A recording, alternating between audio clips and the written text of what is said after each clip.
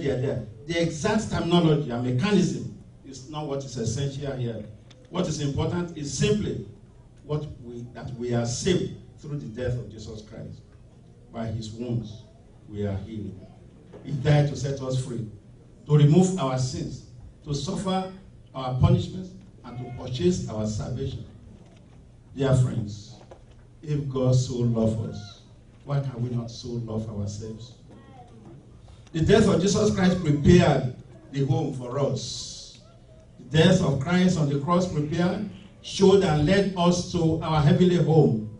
Jesus proved that his death on the cross provided the only one and the only way to the Father and to our home, that mansion in heaven.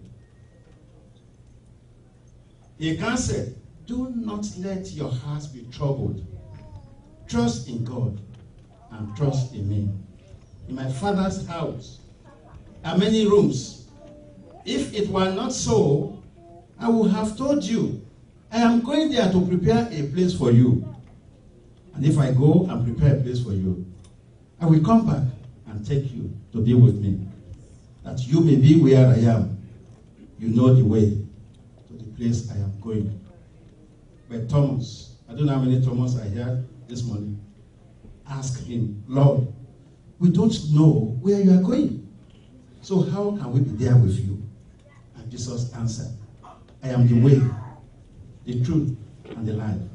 No one comes to the Father except through me. This could only happen through the death on the cross.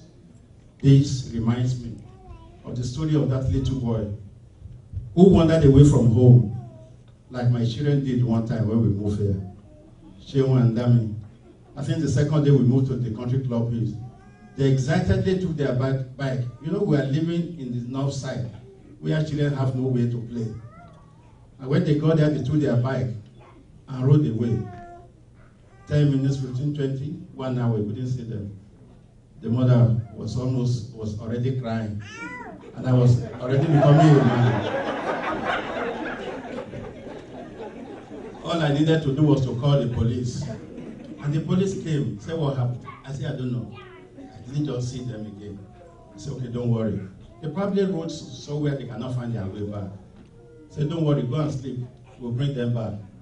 And truly, within 15 minutes, they brought them back with their bike in the trunk of the car. They were home. But the story of this boy is not as good as those of my children. The boy wandered away from home. He was now hungry and tired. He could no longer walk. He sat beneath a tree, resting.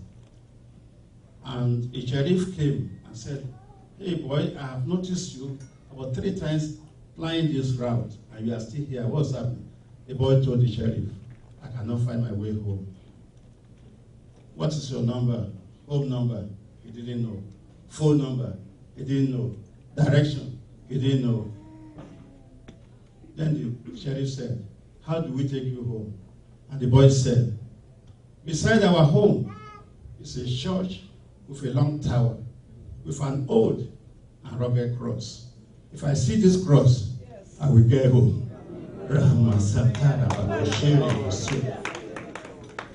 If you can only hold on to this rock, we will all get home. Let us rise up. Father, in the name of Jesus Christ, your cross is the only one we need to get home. We have agreed with you to bear this cross with you, and there is no turning back.